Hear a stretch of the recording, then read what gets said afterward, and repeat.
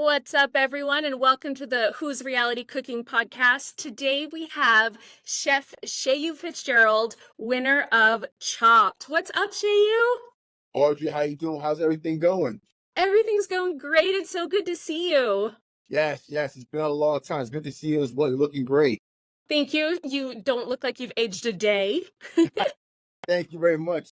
How long has it been since we was gracing the TV presences? Maybe almost 10 years, maybe? It's been 10 years since we were on the taste together. It's crazy. Wow, where does the time go? Where does the time go? Like that. It's crazy. It's crazy.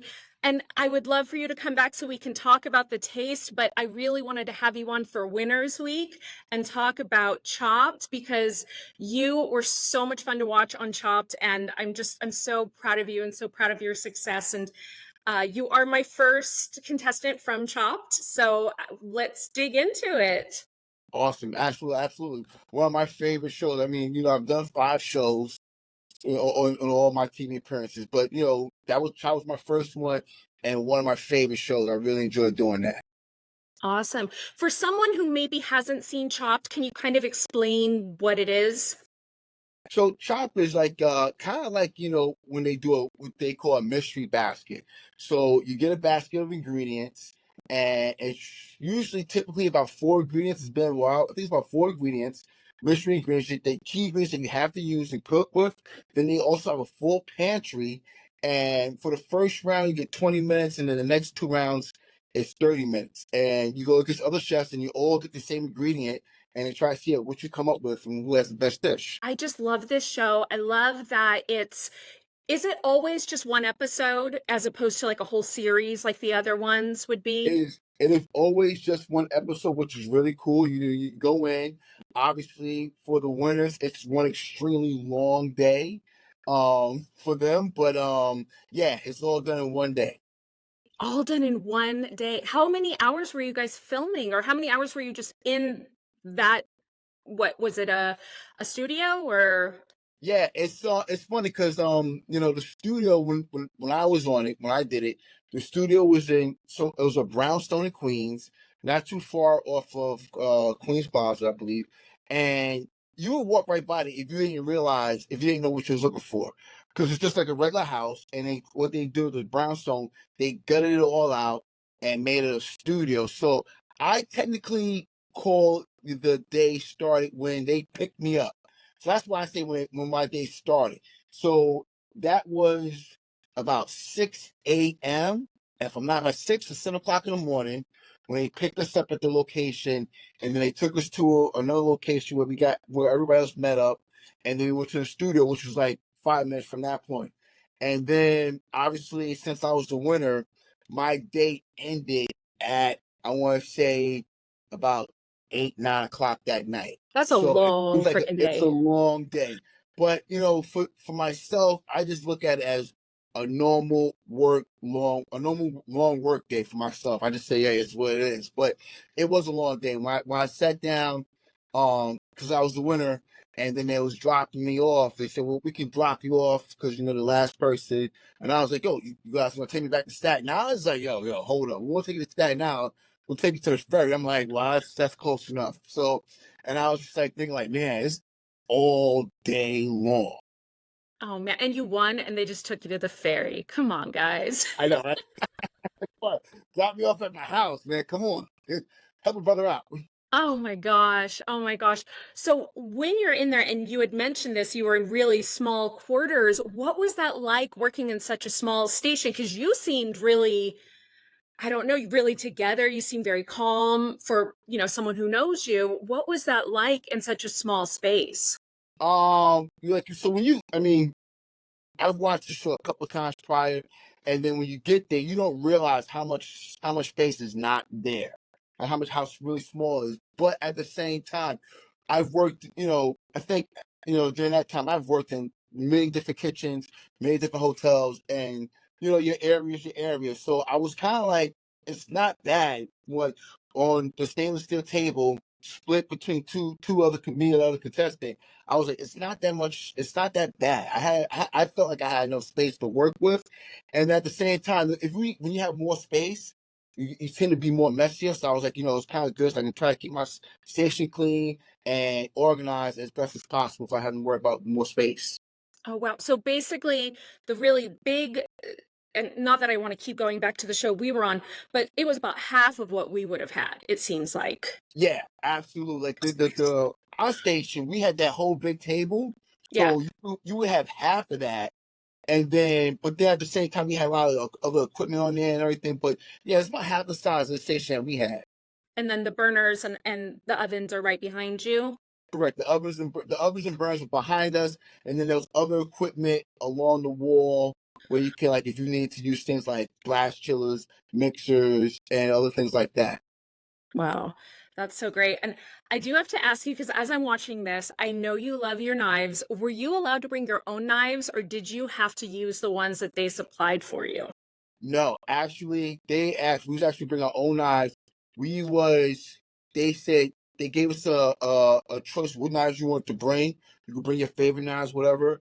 And I think it was, if I'm not mistaken, it was a choice of seven knives you can bring. So I picked out my favorite knives. Obviously I put a back. I think trying to remember off the top of my head. I know I brought like a vegetable knife, uh, probably my 8-inch or 10-inch French knife, a bread knife, paring knife, and then a couple other little things that I thought I may need. But those pretty much your basic things that I can pretty much do any job with. Right. And I'm assuming you weren't allowed to bring anything but those knives. Yeah, that was it. Awesome. Well, not awesome, but that's rough. But I'm glad you were able to bring your own knives, knowing how much you love that. Because I was going to ask, how did theirs stack up to it? So I'm really glad. Did they supply you with additional knives? Like if you needed a bread knife and didn't bring one, or I you just out of luck? nah, they ain't supply no additional.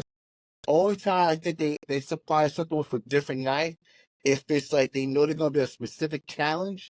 So for when I did Top Champions where they stuck oysters. And Right. so they provided an oyster knife for us because they wanted to make Nice. sure they were good to do the challenge. But everything else is what you bring, what you work with. What I really found interesting, and again, I know you, so I know how kind and sweet you are, but I thought it was just so cool. You guys are all running around and everyone's stressed and looking for what they need. And one of your competitors was looking for the coffee and you had it. And can you just tell the little story? Because it sounds so much more interesting coming from you. It was funny. So I think that coffee portion was the second round. So we all had obviously had ingredients. Second round, if I remember correctly, it was hanger steak, Swiss chard, um, chocolate frosting, and celery root. So obviously, a lot of us was thinking we had to chocolate frosting. So a few of us was trying to do like a mole, whatever. So I was like, I want to get like a chocolate flavored kind of sauce. So and it's only a little bit of ingredients here. It's not like a whole bunch. So it's kind of like first serve, first serve get. So I got it, and now I had it, and I hear he's looking for this guy named I forget his name. I think it's Trig or whatever, right? He's up there looking for. He's like coffee, coffee. He's up there screaming for the coffee, looking for the coffee, and I hear him, and I'm like, nah, bro, I'm not gonna say nothing. The coffee's right here. But then I was like, you know what, Shay? Nah, don't. I could just kick the coffee under my table. Don't let him see it. But I was like, nah, I ain't even gonna worry about it. Let me just put it on his station. I'm not gonna tell him it's there.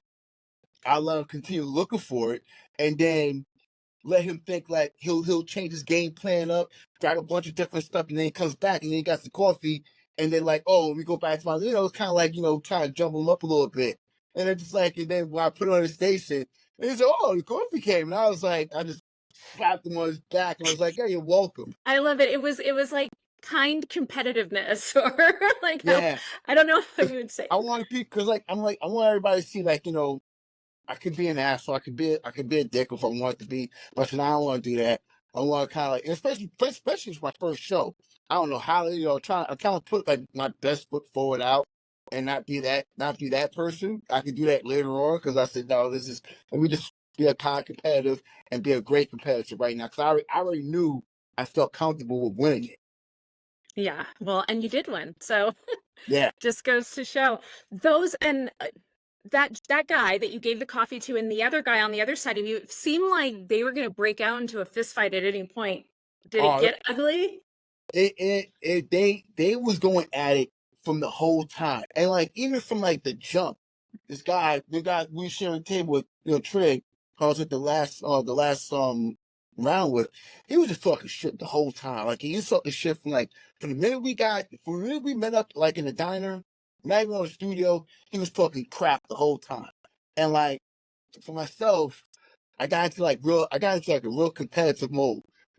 Back when I was in high school, I used to run track. And so like when, everybody likes talking shit, we all talk junk and pop junk and everything. But then it comes to a certain point in time when I kind of quiet down and I just want to watch what everybody's doing and see what they're doing. Cause a lot of times when people get nervous, they start talking a lot of shit. And then I sit there and just watch people and just kind of like inspect them, see what they're doing, and start just picking them out in their head. Cause like I already had my assumptions about everybody from the minute I saw him. Like this guy, the minute he walked in, like for myself, I made sure when I went on stage, I was like, yo, I want to make sure I'm comfortable. I want to have everything I normally do. So I made sure I had my work pants on. I made sure I had my work shoes on. I made sure everything I'm doing in a normal kitchen, I'm going to be doing it here. I see people working there. Everybody comes to like the set and everything. People got jeans on. People got sneakers on. I'm like, yo, you work with sneakers? That's simple fall. I need my old sister's shoes on. And like you got these moccasins on. I'm already judging people in my head. I look at what you're doing, and I'm like, are you really about this life? Because like when I come to work, I come to work. That's what I'm going to do. I don't wear jeans. I don't do that. I mean, maybe now if I do like a private event, whatever, because I'm trying to look like Spiffy, whatever. But that's not what I'm trying to do. Like I'm coming here, and it's my first time doing this. I want to be comfortable. I want to work, and I want to be in my work mode. So I make sure I did everything I normally do. That's so smart. That's a great tip for anyone going on these shows is just, treat it like work. Put on your usual uniform even. If why not just go in there and just be in work mode and just kind of let your body take over. I love that. That's such In that zone. Yeah, yeah, that's a great tip. So anyone listening, gonna go on Chopped. Shehu knows. What so what kind of baskets did you have? So you did mention the one that you did the mole sauce with. Can you explain? Because I know there was an appetizer, a dinner, and then was there a dessert? So first round, we had smoked turkey leg, ramen noodle packages, endive, and pickled cherry peppers. Yeah. Well, no, they weren't pickled. They were fresh cherry peppers. But the ones you get pickled all the time, but they was fresh ones. So that was my first basket. And this is the first basket. TV's rolling, and I'm like, my mind was going all over the place. I'm all over the place, and I didn't know what to do. I was just like, I don't know what I'm gonna make, what I'm gonna do. I don't know. Let me just do something. Cameras rolling. Let me just do something. So I just started peeling vegetables, chopping things up. I don't know what I'm doing, but I says whatever it is, what I'm doing right now will be like to get the start for it.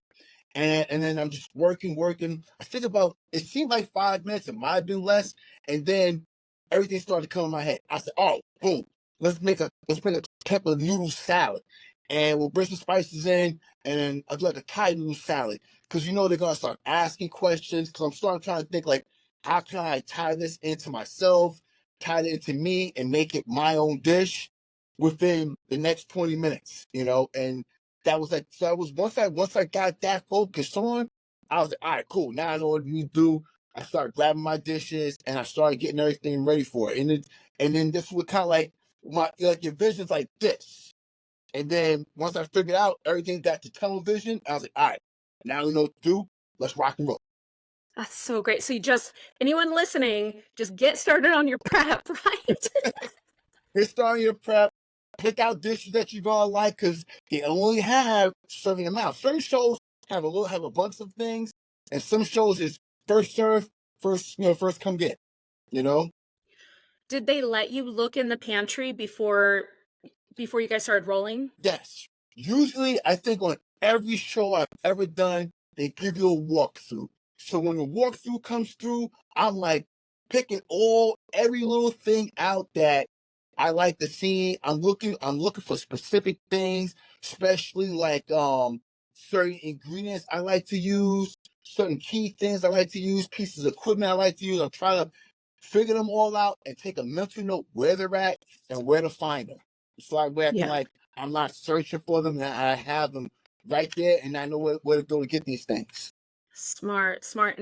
And then your last dish, it was you had mentioned that your mom was a pastry chef, and so I feel like you had quite the advantage in that Yeah. moment. So the last mystery basket was bananas, phyllo dough, white miso paste, and pomegranate juice. And so I was like, all right, what are you gonna do? And I was like, you know what? I'm gonna make. I said, I got phyllo dough. I said, this is. I said, you know, with phyllo dough, when you work with phyllo dough, it's always messed up. It's always jacked up. It's always falling apart on you. And I was like, what am I gonna do with phyllo dough? I'm like, all right. And then something reminded me about like a strudel I used to do several jobs ago, where we had to take like brie cheese and raspberries and wrap them up and bake them off. It's like a canopy we used to do. And I was like, all right, I can work with this and do something along this lines and help things get going. So that was like that's what we do. And then I was like, all right, we're gonna do this. We're gonna make some kind of like white miso paste to like dipping sauce, and I'll cook the bananas down, and then I was like, oh, let me get a little fancy and let's make a chocolate sauce.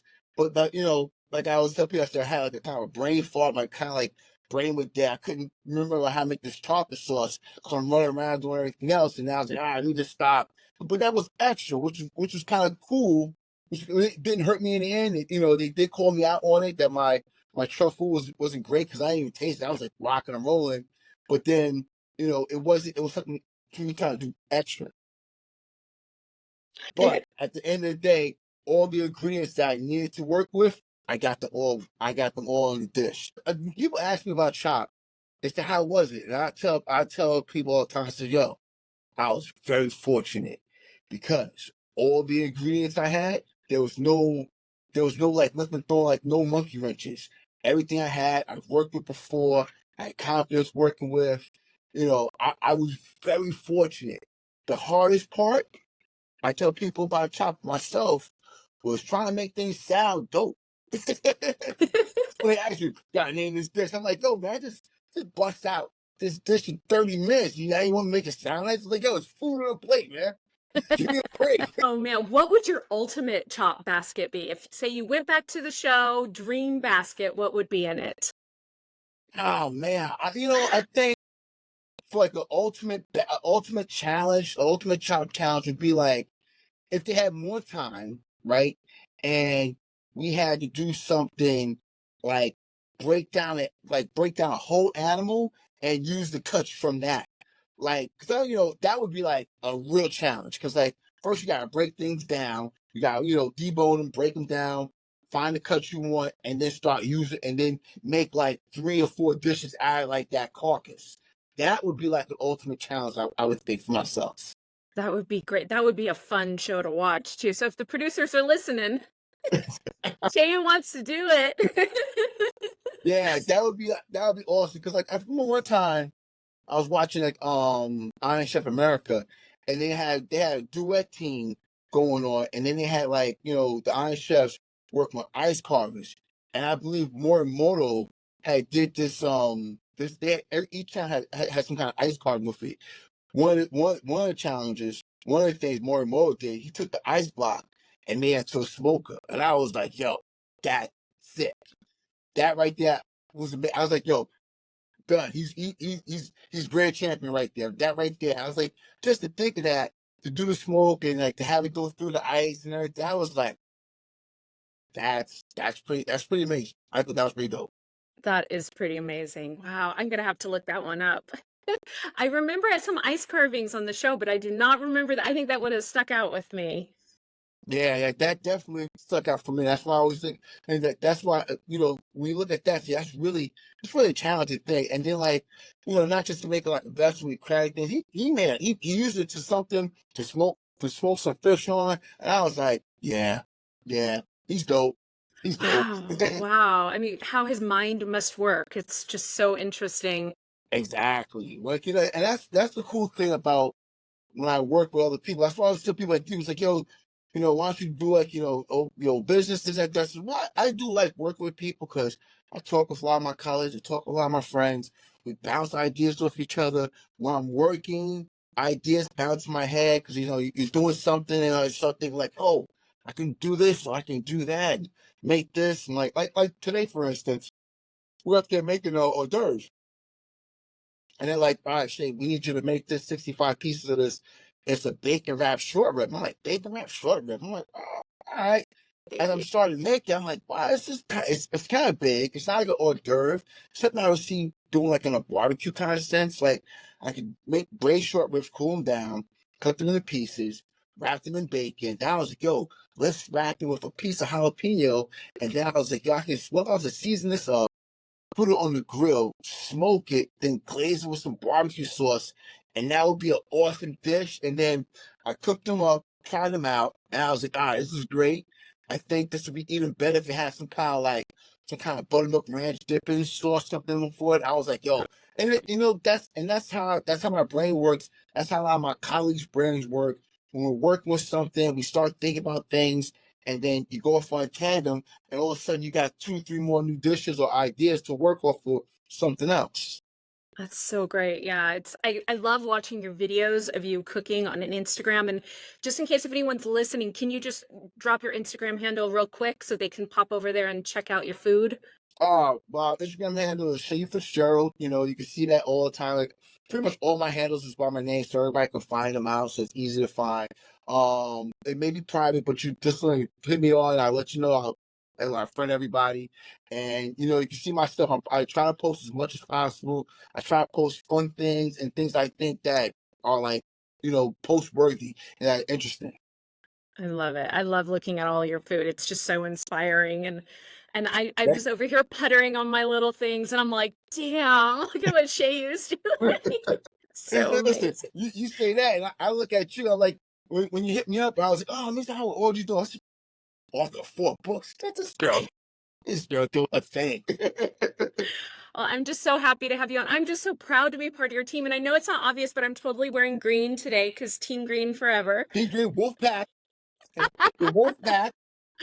Oh man. Well, so we've talked about Chopped, and obviously we were on the taste together. What other shows can the listeners watch you on? You can see me. Obviously, you can see me on Chop. I did Chop Champions. They do as well. I was on the Taste. Obviously with you. Then after the Taste, I did another show called Supermarket Stakeout. I was on season 2, episode 5. I can't remember what episode it was, but it was definitely season 2. And then another show called Supermarket Stakeout. Okay. And I did look up because it was hard for me to find yesterday. Chopped, it was season 7, episode 1 we've been talking about. And then you Yeah, also did season 8, episode 8. Does that sound right of Chopped? possibly because it was Chop Champions. So Right. I don't want to talk about that one so much, but that could be correct. All right. Yeah, we can stick to one for now, the one in which you were such a badass. So what is the hardest ingredient you've ever had to work with on one of these shows? Like, has anything ever kind of tripped you up? Let me think. The hardest ingredient. I'm gonna be I'm gonna be quite honest when I say this, and I don't want to chalk this up to my years of experience. That I don't see too many ingredients that I get. I mean, like, I've seen some people on some shows, and I'd be like, well, that's pretty jacked up. I'll be messed up if I got that. But I'd be fortunate to get ingredients that's like, this is not that bad. I can work with this. I can make something happen. We'll figure it out. We'll get it going. So that's gonna be a hard one. I would have to really, really think about that for the most All part. right. Because for the most part, everything I get, I've been fortunate enough to like, yo, we can do something with this. Like I was probably say, I think it was our Chop Champions. I got the black garlic, and that's something I don't really play around with. Don't mess with too much. But even then, I was like, well, I'm just gonna make a black garlic Caesar aioli type like deal. So that wasn't really that hard, but that was probably one of the most hardest things. Well, I'm just gonna throw it out for any producers listening. We need a show called Stump Shehu. We need it. What's out of all of the shows that you've done, what is the your absolute favorite dish? And have you ever put any of these dishes that you had on any of these shows onto your menus?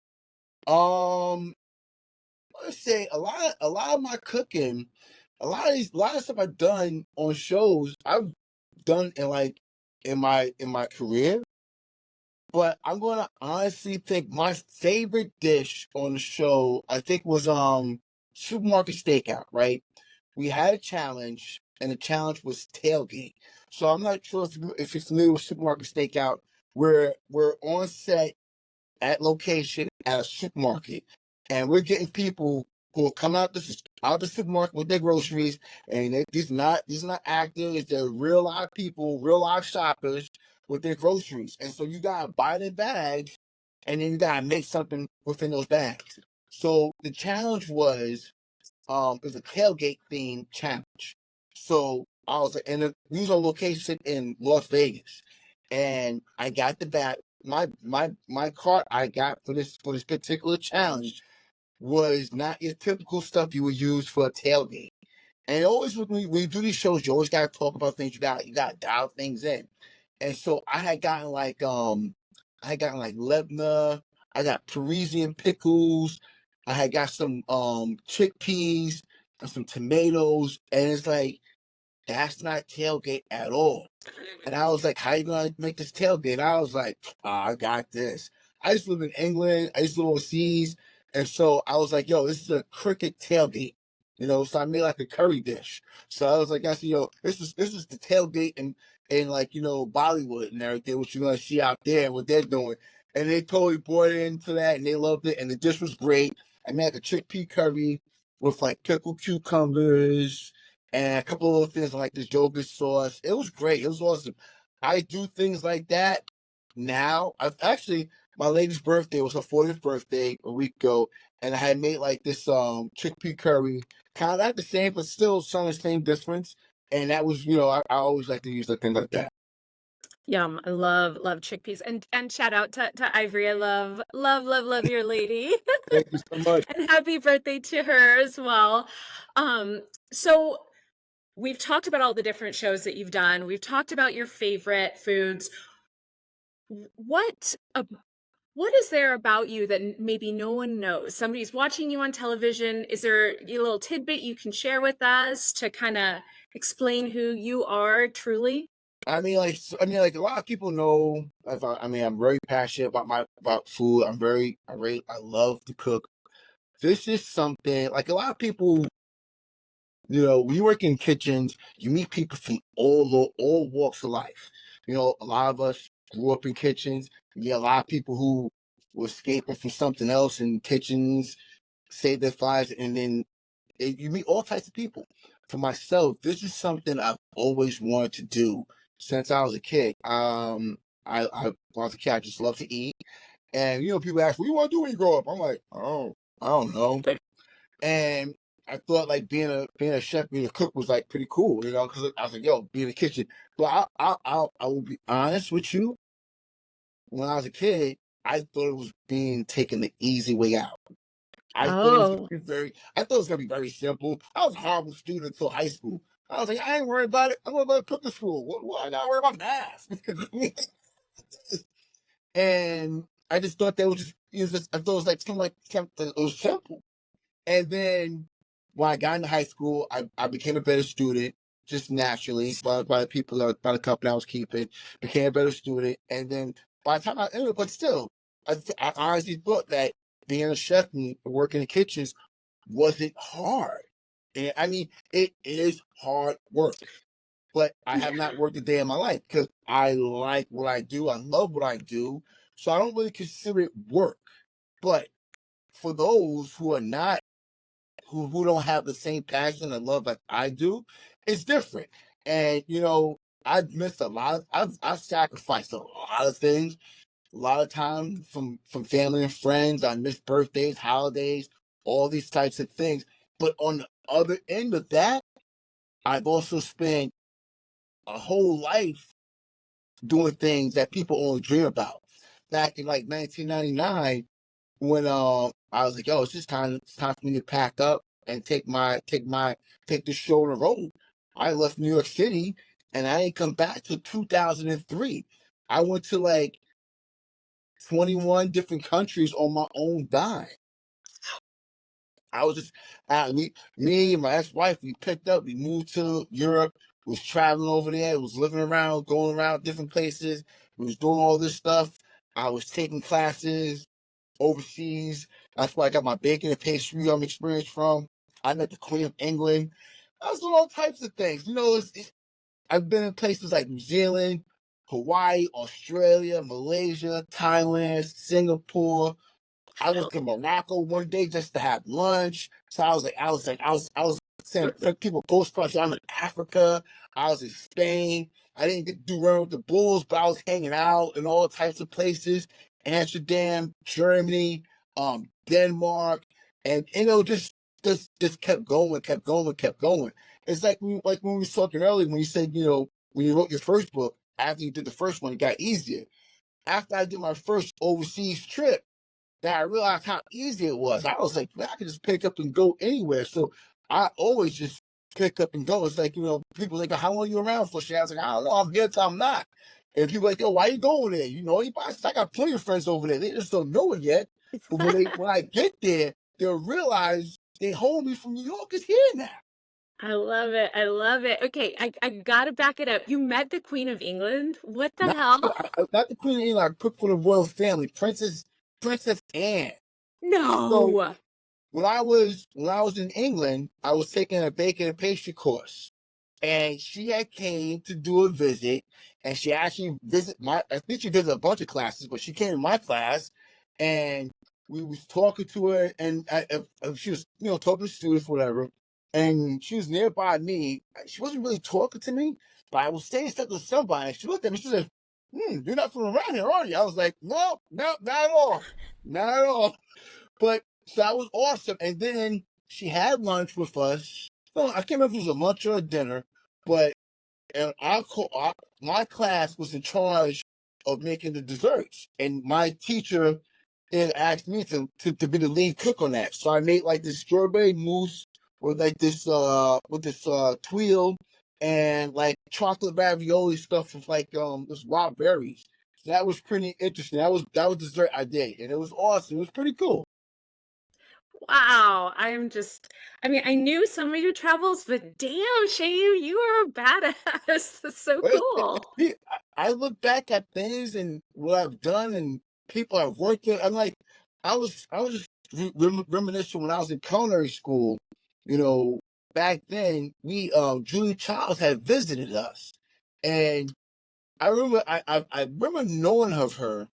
But back then, like early '90s, culinary wasn't as there were rock stars out there, but it wasn't like how it is now today, where you got like a humongous bunch of rock stars out there. It was just a few and far between. Food Network was like very at the very beginning stages, if it was even started yet. And she had came to school, and I remember everybody was going crazy over it. I was like, Julia Thomas, I know this person, I know the name. And she came in and she had dinner with us in our classroom, and she wasn't really sitting too far from us. It was pretty cool. I mean, all these types of things I've done with, and like I've been in different circles. I tell people I got this crazy, nasty habit of being places where I shouldn't be, but I'm always there. And like I met all different types of like, great culinarians. It's just how it is. It's amazing. Did you meet Jacques Pepin when we were on the taste? Did you hang out with Yo, us that night? yes, I hung out with him. I remember we had a conversation. We was talking a little bit, and I've worked with a lot of French chefs. I worked in a French kitchen for about 4 years. And like we was talking about something, and something came up. And like real recognize real. So we kind of gravitated to each other. Well, my best friend Kyle had came through to the show, and I told my Kyle, I said, "Yo, Kyle, this is like one of the godfathers of cooking right here." And then me and him was talking later on, and I was telling about some of my experience. He was like, "Oh, so and so." He was like, "Oh, all right." Like that first connection right there. So that was of all the judges, he was probably one of the coolest ones that I thought was on the show. Yeah, I was so blessed to have met him that night when we all hung out with him down in the bar. Were you Yeah, down there with all yeah, of us? he was awesome, just hanging out, just chilling, just It's like we're just drinking, rules and walking with everything. Jacques Pepin. What the hell? Absolutely, that was probably the best part about the whole show. That last night, him being the last contestant, them hanging out with us. That was just so cool. I have found that I've been very, very lucky to meet and work with some really famous people, and I found that the more famous they are, the cooler they are. And when they're on their rise up, they can kind of, I don't know what it is, but the more famous they are, the more genuine they are. I feel like they can just Right, be themselves. So right, right, absolutely. I'm so jealous you get to meet Julia Child and Princess Anne. Oh my God. So cool. So cool. Well, I know that you are also doing other stuff. So can you tell us, what you're working on right now? Talk about your spice line. And now I really want to just I want everyone to jump on the Shehu wagon. I want them to buy your spices and watch your reels and all that. Tell us what's going on. Awesome. So currently, right now, I am, as yourself, you've inspired me to get on my ball game and really work on this cookbook 100% more. But currently, right now, what's happening these days, I have a spice line, Gentleman Spice Market. And this has been one of my things I've been working on for a long time. If you go to my website, chef4corners.com, you can see my spices. And then Jim's beef jerky is one of my ultimate, something I fell in love with. I didn't realize how much I love beef jerky. And then as I started making it and started connecting with other people, I didn't realize how much people love beef jerky. So I currently have about 4 flavors, but I'm always working on new different things and do custom orders. So that's one of the cool things I'm working on as well. And then obviously, I'm always posting things like, daily recipes, working with my spices and working with other ingredients. Just trying to keep people engaged and just trying to show something different from, like, a chef's perspective. And that, because I always think, like, if I can do it, anybody can do it. So I'm always trying to post up, different foods and different recipes that I think are very interesting and cool for people to try. I love it. If someone was to buy, just they were like, well, I can only afford one of his spices or just one of his beef jerkies. What are the one of each of those? Which one should somebody just run to and buy right now? Well, when it comes to beef jerky, if you don't have to buy one beef jerky, my personal favorite is the sweet chili. I love that one because it's made with brown sugar and Korean chili, and that's my favorite one. But I think the more popular one is the cracked pepper. That one's really great. If you like the heat, that's a really good one for you. When it comes to spices, man, that's a tough one. So I try to pick my favorite, try to get my favorite kid. If you ask, like, a lot of my shoes, a lot of my cooks, because my spices, I use them when I work. So they always get incorporated into my recipes. So I try to incorporate them more for people to use them and making them accessible. And I try to incorporate them in the recipes that I use. And one of my favorites, well, one of my crew's favorites, my sous chef's favorites, is number 14. It's kind of like one of my curry spice blend. Everybody loves it, seems to love that one. Number 49 is like a cracked pepper blend. That one I use all the time because, like, it's amazing, it's different. I use that instead of just using ground pepper. And then you have, like, there's like 2 other ones that are just as well as good, but like it's trying to pick one is tough, that's a hard thing. Sorry to put you on the spot, but it's kind of my job.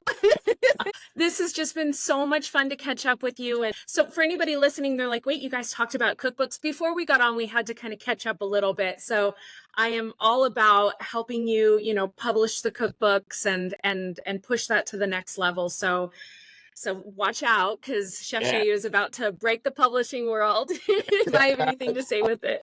I want to do this because I think this would be great. It's a great introduction in, and then I really want to sit down and write my memoirs. Because when I sit back and I look at the career I had from wanting to grow up to be in kitchens and travel the world, and go to cooking school, and then start cooking in restaurants, and then to start working with really good restaurants and hotels and esteemed chefs, and then to take my show on the road to work internationally, to understand how to move in different markets and different cultures. And all that's been amazing. And then when I think like, oh, I haven't done it all, I'm still going through things. I'm like, wow, this is crazy. This is still like, as now as a cook, it was an amazing trip. Now as a chef, going into like a leadership position, to a mentor position, things are still happening. Things are still like amazing me. Like, how things could be so interesting. And as I get to like this level of my life, I'm like, man, I'm 32 years in this game. What else is there to do? So I'm gonna put it out there. I'm gonna start now. I'm starting to seriously contemplate and look into start doing my studies to get my CMC. Now, CMC is Certified Master Chef Certification. There's only a certain amount, handful in the world, and if I'm not mistaken, there's only two African American CMCs currently at this point. And I see, what else is there left to do? And I think this is something else I want to jump on. I think you should do it. I absolutely think you should do it. Now, you are cooking in New York right now, is that right? I'm in the New York area, so currently I'm in Jersey, but I could be in New York City because I go back and forth depending on where I go. So between New York and New Jersey currently right now. And if anyone wants to come and taste your food right now, where can they get that at? Currently, I've been doing a lot of private stuff, so that's kind Oh, of tough. But at the same time, if somebody want to currently me, you could always hire me for like a private event because I do that as well. I work in hotels, I work in restaurants, but then I was like, I still want to do more. I still like grinding, so I started getting to like the private still, and I've been doing a lot of that lately. So I've been doing like a lot of private events, coming to people's homes, especially since after COVID people was going out, they was like, "Yo, we bring the chefs to them." So I really, it was an opportunity moment because like before I tried to do catering, I tried to chef events, and it wasn't working. But then COVID happened, and I started doing it a lot more. I started picking up more, so that's been like a good ball. So if someone wants to try to, want to taste my cuisine, you can always hire me as a private chef. I will come to you wherever you can be international, across the country, wherever you at, I will come. Obviously it's gonna cost you, but it's worth it. well, how many people can say that they hired it? Hey, yeah, tonight at our fancy dinner here, we have Princess Anne's Chef Shehu. I mean, you could imagine some serious like shishi Manhattanites that are like, oh hell yeah, I'm down for that. So you guys gotta reach out to Chef Shehu. Yeah, definitely. And like, we cater in each meal. People always ask me, "You got a menu?" I said, "Nah, I don't post menus because I don't want to get pigeonholed. I cater each one to what their purpose is, what their dietary needs are, the religions, whatever they need, and we try to eliminate any problems or any issues as we make these custom menus. And sometimes they ask for team building, and they want to they want to take them, they want to be a part of things. So a lot of times people say, "Whoa." I said, how can we do a team building where we can take involved? I said, well, you know what? I think people always like to make pastas from scratch. So I'll bring the pasta machine out and we'll roll the pastas and we'll do like that. And so, it's depending what you're looking for, we cater to all people's needs.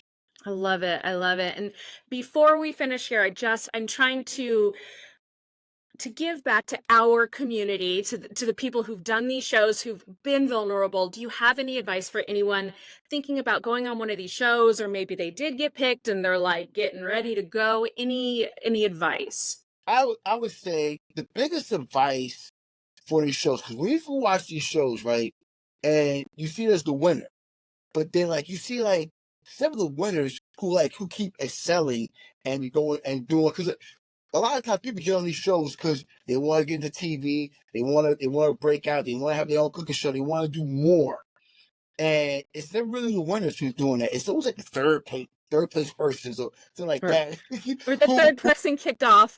exactly who starts accelerating. So the thing is, when you know you're going to do this show and you know you're going to get on, it's like a wave. And if everybody's surfing, you got to catch that wave. And when you get that wave going, whether you win, lose, or whatever it is, you got to be able to say, hey, now the show's out. You got to be say, hey, I got these books coming up. I got events coming up. If you can afford getting like a PR person, some kind of agent to help shop you, market you, and get you going, that's something like, you should really think about, because like you have your 15 minutes of fame. Ride it for as long as you can, and try to make the most out of it. That's one thing I would try to tell people when if they're trying to look to get into like the TV business. Then I would say other thing like when you go on these shows, be very open, be open minded and ready to rock.